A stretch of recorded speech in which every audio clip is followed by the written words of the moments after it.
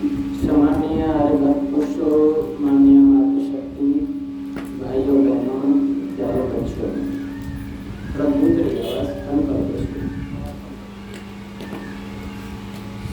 जैसा कि हमारा प्रकरण चल रहा है, सुख का मूल धर्म है और धर्म कहते हैं मानवता को। और मानवता किसके अंदर है? वो 10 लक्षण जो महर्षि मनु ने दिए हैं, जिसमें पाए जाएंगे वो मानवता से युक्त जीवन जी रहा है, उसके जीवन में धर्म है और वो ही संसार में सुखी है। अंतिम जो लक्षण है वो है क्रोध। क्रोध को हम विजय प्राप्त करें, अक्रोधी हों, यानी क्रोध ना करें। महर्षि मनु कहते हैं हमें अपने जीवन में क्रोध पर विजय प्राप्त करनी चाहिए। क्रोध हमारे जीवन का बहुत बड़ा शत्रु है। क्रोधी व्यक्ति स्वयं अपनी बहुत बड़ी हानि करता है और अपने किए हुए क्रोध के द्वारा अन्य प्राणियों को, अन्य मनुष्यों को बहुत दुख और पीड़ा और वेदना देता है। उसको दोहरा पाप लगता है, अन्य प्राणियों को पीड़ा दे करके पाप लगता है और स्वयं क्रोध करता है तो वो स्वयं अपने अंदर दुखी और परेशान रहता है। क्रोध का परिणाम इसी समय उसे दुख के रूप में मिलता है, वेदना के रूप में मिलता है, पश्चाताप के रूप में मिलता है। क्रोधी व्यक्ति बाद में पश्चाताप करता है, मैंने ये क्या कर दिया क्रोध में आकर, मुझे ऐसा नहीं करना चाहिए। क्रोध आता क्यों है, इस पर थोड़ा सा ध्यान देना चाहिए। गीता में 2 श्लोक दिए गए हैं। ध्यायतो विषयान् पुंसः संगस्तेषु उपजायते, संगात् संजायते कामात् क्रोधो अभिजायते, क्रोधात् भवति सम्मोहः, सम्मोहात् स्मृति विभ्रमः, स्मृति हिंसात् बुद्धिनाशात् प्रणश्यते। ध्यायतो विषयान् पुंसः, मनुष्य विषयों का ध्यान करता है। संगात् संजायते कामा, और जब विषयों का ध्यान करता है तो उसके अंदर कामना पैदा होती है, उन विषयों के संग की इच्छा पैदा होती है। संगात् संजायते कामा, और उसके संग से कामात् क्रोधो अभिजायते, क्रोध से, काम से क्रोध पैदा होता है। क्रोधात् भवति सम्मोहः, क्रोध आता है तो बुद्धि में मूढ़ता आ जाती है, बुद्धि विभ्रम हो जाती है, डामाडोल हो जाती है।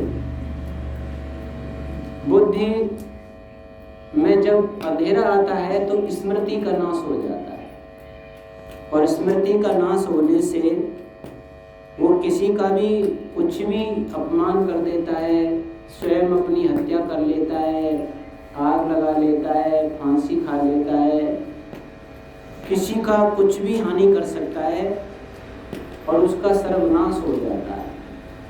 इसलिए हमें क्रोध से हमेशा संभल कर रहना चाहिए।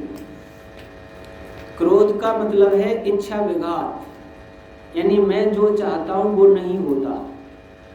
मैं अपने घर में, परिवार में, समाज में मैं चाहता हूँ इसको ऐसा होना चाहिए, इसको ऐसा करना चाहिए, ये ऐसा क्यों नहीं करता है, ये ऐसे क्यों नहीं रहता है, इसने मेरी बात क्यों नहीं मानी। जब इस तरीके की स्थिति आती है तो उसको क्रोध आता है। इस पर विजय प्राप्त करने के लिए कुछ विचार करने चाहिए। पहली बात तो ये है कि दुनिया में मेरे द्वारा सब नहीं जी सकते, क्योंकि मैं भी तो दुनिया में दूसरों के लिए 100% अनुकूल नहीं हो सकता। क्या मैं जो वो चाहते हैं वैसा ही करता हूँ? मेरे द्वारा उनके विपरीत भी होता रहता है। जब मैं अन्यों के लिए 100% अनुकूल नहीं हो सकता तो ये दुनिया के लोग मेरे लिए 100% अनुकूल कैसे हो सकते हैं? उनका अपना संसार है, उनके अपने संस्कार हैं, वो अपने हिसाब से जिएंगे, मैं अपने हिसाब से जीता हूँ। मुझे जो अच्छा लगता है वही सबको अच्छा लगे, ऐसा नहीं हो सकता। मुझे जो बुरा लगता है वो सबको बुरा लगे, ऐसा भी नहीं हो सकता है। पहली बात ये सोचनी चाहिए, सभी जीवात्मा अपने अपने संस्कार लेके आते हैं, अपनी उनकी प्रकृति होती है, अपने उनके स्वभाव होते हैं, अपना उनका जीवन होता है। मैं उनसे ऐसा तो कह सकता हूँ कि भाई आप ऐसा कर लीजिए तो अच्छा है, अगर वो नहीं करते हैं तो मुझे उसमें क्रोध और गुस्सा नहीं करना चाहिए, क्योंकि वो स्वतंत्र प्राणी है, उसे भी अपने जैसा जीने का अधिकार है। भगवान भी केवल प्रेरणा ही करते हैं, परतंत्र किसी को नहीं करते। अंदर प्रेरणा तो करते हैं, तुम्हें ये करना ठीक है, ये नहीं करना चाहिए, पर ईश्वर परतंत्र नहीं करता। तो हम किसी को परतंत्र क्यों करें, हम भी प्रेरणा ही कर सकते हैं। किसी ने कोई गलत काम कर दिया घर परिवार में, तो हम इतना तो कह सकते हैं, भाई ऐसी हम तुमसे आशा नहीं करते थे, ये तुमने काम क्या किया, ऐसी हमें तुमसे अपेक्षा नहीं है, तुम्हें ऐसा नहीं होना चाहिए, इतना तो हम कह सकते हैं। पर तुझे ऐसा ही करना चाहिए था, ऐसा नहीं किया, और फिर क्रोध में आके गाली गलौज करना या और कुछ कहना, ये शोभनीय नहीं है। इस पर और विजय प्राप्त करने के लिए चिंतन और करना चाहिए। वो यह है कि क्रोध मेरा ही नुकसान करता है। जब मेरे अंदर क्रोध आता है तो मेरी बुद्धि स्मृति स्वयं बिगड़ती है, मेरे अंदर ब्लड में गर्मी आती है, मेरे रक्त सेल टूटते हैं, मेरे अंदर जलन कुढ़न पैदा होती है। इस क्रोध से मुझे डिप्रेशन भी हो सकता है, ब्लड प्रेशर हाई लो भी हो सकता है। मैं क्रोध क्यों करूं जब मेरा ही नुकसान हो रहा है? ऐसा अपने को समझाना चाहिए, पहले से तैयार रखना चाहिए कि क्रोध में करूंगा तो मेरी ही हानि होगी, इनकी किसी की कुछ हानि होने वाली नहीं है, मेरा ही नुकसान होगा, इसलिए मैं कभी क्रोध नहीं करूंगा। समझाऊंगा, अच्छी बात समझाने के लिए कहूंगा, लेकिन क्रोध में कभी नहीं समझाऊंगा। और क्रोध में समझाना भी समझाने वाले की समझ में नहीं आता। प्रेम अंदर से रखते हुए समझाते हैं तो उसकी समझ में भी आ सकता है। और गुस्से में क्रोध में आप कहोगे तो उसका रिएक्शन ही होगा, वो आदमी भी संभलेगा नहीं। तीसरी बात, एक चीज और इससे संभलने के लिए उपाय करना चाहिए। जैसे ही कोई बहस हो रही है, मेरी बात मानी नहीं जा रही है, मुझे लगे कि अब मुझे क्रोध आ रहा है, आने वाला है, तो उस जगह से हट जाना चाहिए।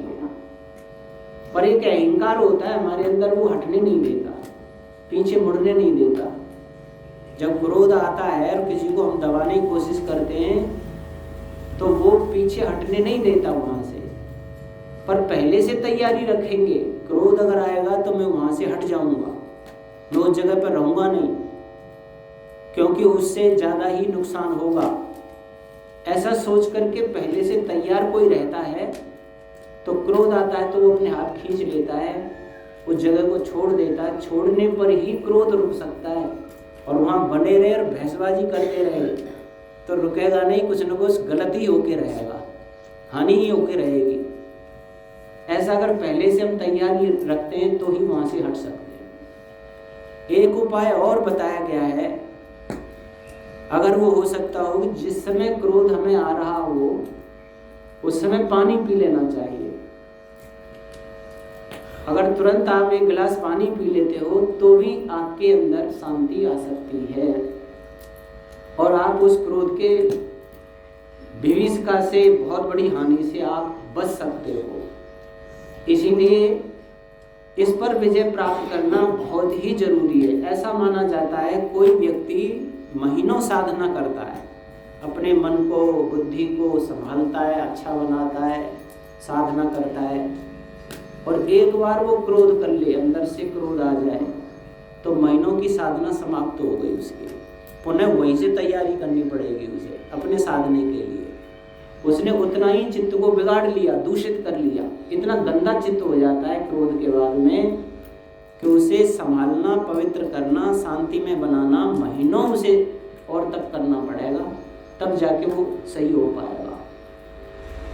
दूसरी एक बात और है, क्रोध की बहुत सारी घटनाएं अपने मन में याद रखनी चाहिए कि क्रोधी लोगों ने कितनी कितनी हानियां कर दी हैं, अपनी भी हानियां कर दी हैं, औरों की भी हानियां कर दी हैं। ये एक नक्शा दिमाग में बना के रखना चाहिए। एक पुस्तक विक्रेता थे, वो अपने गांव की एक घटना बता रहे थे। गांव भरतिया है, मथुरा से दिल्ली हाईवे रोड से थोड़ा हटके पड़ता है। वो बता रहे थे कि किसी किसान के पास में कोई व्यापारी भैंस खरीदने आया। उसने कहा, भाई ये भैंस बेचते हो? कि हाँ बेचता हूँ। कितना दूध देती है? कि 10 लीटर दूध देती है। उस समय की घटना है ये, जब 1000 रुपये लीटर के हिसाब से भैंस मिल जाती थी, 1 लीटर के 1000। तो बोला कितने पैसे लोगे? कि 10,000 रुपये लूँगा। बोला कुछ कम कर लो? कि 1 पैसा कम नहीं करूँगा, 10 लीटर दूध देती है, काट के ले जाओ, 10,000 रुपये लूँगा। तो उसने कहा ठीक है, मैं अपने घर पूछ के आता हूँ। अब वो किसान अपने बच्चे से ये कह के चला गया कि भाई ये अगर भैंस खरीदने आए तो 10,000 रुपये से ले लेना और भैंस दे देना, और 10,000 से कम दे तो मत देना, मैं खेत पे पानी देने जा रहा हूँ। वो चला गया, पीछे से वो व्यापारी आया। उसने कहा भाई तेरे पिताजी से मेरी बात हो गई है कि हाँ ये 10,000 रुपये ले, भैंस ले जाता हूँ, खिलाओ। ऐसे वो बैठा था खोल पे जहाँ भैंस चरती थी, लड़ामणी के में। उसने ऐसे नोट गिन दिए उसके हाथ में, और वो ऐसे रख के नोटों को कुछ बात करने लगा। इतने में भैंस जो वो कपड़े कागज ऐसे खाने वाली थी, और वो गट्टी को मुंह में दे गई, और जब तक निकाला उंगली कुछ की तो वो चबा गई। वो तो नोट खत्म कर दिए उसने। और उसने कहा भाई मैंने तो तेरे हाथ में नोट गिन दिए, भैंस तो मेरी हो गई। वो भैंस को खोल के ले गया। अब वो लड़का जो है अपने पिताजी के पास में गया। जाके पिताजी ने कहा भाई वो भैंस लेने आया क्या? कि हाँ आया था। 10,000 रुपये दिए? कि 10,000 रुपये दिए। और वो भैंस ले गया, पर 10,000 रुपये को भैंस खा गई। जब ये उसने कहा तो उसे गुस्सा आया, और उसके हाथ में फावड़ा लग रहा था। उसने एक ही फावड़ा मारा उसके सिर में, वो लड़का वहीं ढेर हो गया, खत्म हो गया। अब एकदम घबराया वो, कि क्रोध में आके आदमी कर तो जाता है, फिर पश्चाताप होता है, ये क्या कर दिया मैंने। फिर वहां से छोड़ के वो घर भागा। अब घर वो पत्नी को कहना चाहता था पर कह नहीं पाया, तुरंत लौट आया, भाग गया। अब वो पत्नी सोचने लगी कि लड़का गया है, ये कैसे ऐसे भाग गया है। वो पीछे पीछे भागी, तो जाके देखा तो लड़का ढेर पड़ा वहां पे, और वो वहां से भाग गया। अब वहाँ ये कुआं था, वो उस कुएं में गिर के मर गए। एक ही लड़का था उसका। बाद में वो पकड़ा भी गया, और फिर उसकी सजा हुई, जेल हुई। तो देखो थोड़े से क्रोध में आकर के कितना सर्वनाश कर लिया, स्वयं में भी कष्ट ले लिया। 10,000, लाख, 2-4 लाख अगर कहीं घाटा नफा नुकसान हो भी जाता है, मनुष्य जीवन है तो ये तो ऐसी चीज है कि आनी जानी है। इतना समझना चाहिए कि दुनिया में क्रोध के आवेश में कितनी कितनी हानियां हो चुकी हैं। ऐसी घटनाएं अपनी स्मृति में बना के रखना चाहिए। आए दिन बहुत सारी घटनाएं घरों में हो जाती है। थोड़ा सा क्रोध आता है, आदमी फांसी खा लेता है, जहर खा लेता है। क्रोध हमें कभी नहीं करना चाहिए। जीवन है तो सब कुछ संभावनाएं हैं। पैसा भी आ जाता है, सम्मान भी लौट आता है, कोई अपमान भी हो गया, बेइज्जती भी हो गई, और कोई घर परिवार में गलत चीजें हो गई हैं, वो पुनः लौट आती हैं हमारे अच्छे काम, अच्छे प्रयास करने से। परंतु क्रोध में आके बहुत सारी बड़ी हानि कर दो, वो लौट के आने वाली नहीं है। और हमारा अंदर से दिल दिमाग बिगड़ता है, वो अलग से बिगड़ता है। इसीलिए महर्षि मनु ने धर्मात्मा बनने के लिए वही व्यक्ति धर्म में रह सकता है जो क्रोध नहीं करता। क्रोध की जगह पे एक शब्द दिया है मन्यु। मन्यु करना चाहिए, क्रोध नहीं। मन्यु क्या है? मन्यु होता है बाहर से क्रोध जैसा दिखाना, अंदर से मीठे बने रहना।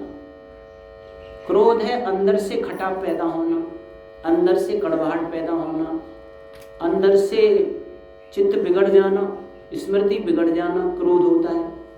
और मन्यु होता है चित्त स्मृति शांत रहती है और बाहर से आदमी क्रोध दिखाता है। इसको ऐसे कहते हैं जैसे गन्ने का स्वभाव, गन्ना अंदर से मीठा होता है, बाहर से कठोर होता है। जैसे कई बार गुरुजी बच्चों पर क्रोध करते दिखाई देते हैं, बच्चे उधम मचा रहे हों तो एकदम ए बेटे चुप हो जा, पिटाई कर दूंगा। अब ये ऐसे वो लग रहा है कि क्रोध कर रहा है, लेकिन नहीं, वो बाहर से मन्यु दिखा रहा है, अंदर से क्रोध नहीं कर रहा है। इसलिए ऋषि ने कहा है कि दुष्ट और दुष्ट व्यवहार करने वाले, या मेरे जीवन में भी दुष्टता आ रही हो तो उस पर मन्यु दिखाना चाहिए, क्रोध नहीं करना चाहिए, अंदर से बिगड़ना, स्वभाव बिगड़ना नहीं चाहिए। बाकी बाहर से कठोरता दिखानी चाहिए जिससे कि स्थिति संभलती रहे, बिगड़े नहीं। दुष्ट लोग, गलत लोग भी आगे ना बढ़े। मर्यादा पुरुषोत्तम श्री राम ने कभी क्रोध नहीं किया, मन्यु किया। राक्षसों का वध भी किया, लेकिन चेहरे पर क्रोध की रेखा नहीं आती। क्रोध चेहरा पर दिखा देता है, मन्यु होता है वो चेहरा वैसा ही रहता है और ऊपर से कठोरता दिखाई जाती है। कृष्ण जी ने कितने दुष्टों को और उनको दलन किया, ये किया, लेकिन मुस्कुराहट रहती थी हमेशा।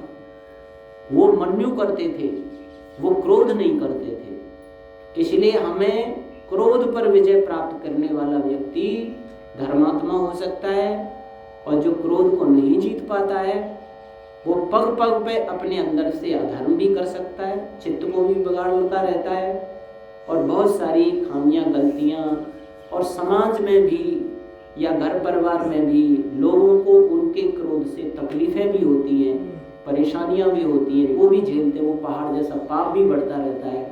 इसीलिए महर्षि दयानंद ने कहा इन 10 लक्षणों को अपने जीवन में जो अपनाते हैं वो निश्चित रूप से धर्मात्मा होते हैं, और इसको एक संपत्ति मान करके चलना चाहिए। जैसे सांसारिक संपत्ति हम कमाते हैं, वो संपत्ति हमें जीते जी कुछ सुख देती है, मरने के बाद यही छूट जाती है। लेकिन धर्मरूपी संपत्ति जो कोई कमाता है, इन 10 लक्षणों को जीवन में अपनाकर की संपत्ति कमाता है, ये संपत्ति उसके साथ जाती है, क्योंकि ये अंतःकरण में रहती है, चित्त में बसती है, और संपत्तियां बाहर बिखरी हुई होती हैं, चाहे संबंधी हों, पुत्र पौत्र नाती पोते हों, चाहे घर मकान जमीन जायदाद हों, वो तो हमारे शरीर से बाहर है। लेकिन ये धर्मरूपी संपत्ति चित्त में बसती है, अंतःकरण में रहती है, आत्मा में बसती है। तो जो आत्मा में धनरूपी धर्म को बसाता है, वो धनरूपी धर्म उसकी अगली यात्रा में भी सहयोगी होता है, मददगार होता है, अच्छे लोकांतर देता है। ऐसी संपत्ति, धर्म की संपत्ति हमें कमानी चाहिए। ओम शांति।